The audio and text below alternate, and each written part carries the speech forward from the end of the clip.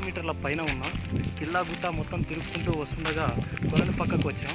కొలను మీ నుంచి అటు పక్క మీదుగా పైకి వెళ్తున్నాం. అక్కడ చూడొచ్చు మీరు కిల్లా గుట్ట మీద అద్భుతమైన ప్రదేశం. ఆ గుట్ట మీద ముగ్గురు వ్యక్తులు సంచరిస్తున్నట్టు మనకు కనపడుతుంది.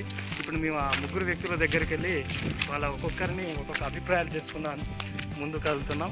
ఆ విధంగా వెళ్తున్నాం. వచ్చాం. ముందుగా ఇక్కడ కూర్చున్న ఒక పెద్ద మనిషిని అడుగుదాం. ఈ పెద్ద మనిషి కళ్ళద్దాలు పెట్టుకొని చాలా అద్భుతంగా ఉన్నాడు, అందంగా ఉన్నాడు, విచిత్రంగా కూడా లేడు, కానీ అందంగా ఉన్నాడు. ఇతన్ని అడగవచ్చు. అబ్బో, ఇతను ఏదో మనకు సహాయపడతాడంట, సహాయం కూడా చేస్తాడేమో అడుగుదాం. నేను మెట్లు ఎక్కి వచ్చి కూర్చుని అది కూడా వస్తుంది, నాకు ఆయాసం వస్తుంది, ఇబ్బంది పెట్టాడు. ఎందుకట్లా? దానికాడికి మీరు కొంచెం పెద్ద మనసు చేసుకుని మాకు ఇంటర్వ్యూ ఇస్తే బాగుంటుంది. పెద్ద మనసు చేసుకుని మాకు ఇంటర్వ్యూ ఇస్తే బాగుంటుంది. 2 నిమిషాలు. అదేంటి పెద్ద మనసు చేసుకుంటున్నారా? మంచిది. ఇప్పుడు చెప్పండి, మీరు ఎందుకు వచ్చారు ఈ గుట్ట మీదకి?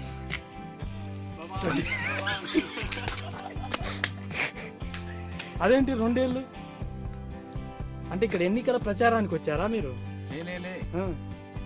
అదేమి నీళ్ళు ఉన్నాయి. అదేంటి మీరు ఈ 2 చేతులకు అర్థం ఏంటి మీది పెట్టింది? ఇష్యూ వస్తుంది. ఇష్యూ వస్తే రావడానికి కూర్చోడానికి గుట్ట మీద దానికి రావాలా మీరు?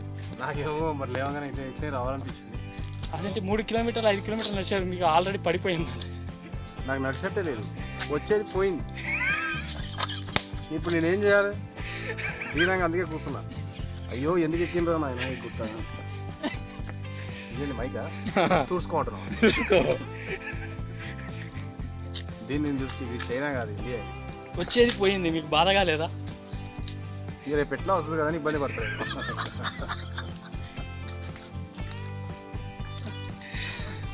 రేపటి కోసం మరి మీకు ఈ దిగులు ఎందుకు? నేనేం ఇబ్బంది దిగులు పడతలేను అని మీరు అన్నారు కాబట్టి మేము అడుగుతున్నాం. మీరు దిగులు పడ్డా అంటారు. కొంచెం అంతే అంతే. ఓకే, కొంచెం ఎక్స్ట్రా రేపు. ఓకే, దట్స్ ఓకే సార్, మీ యొక్క విలువైన సమయం మాకు కేటాయించినందుకు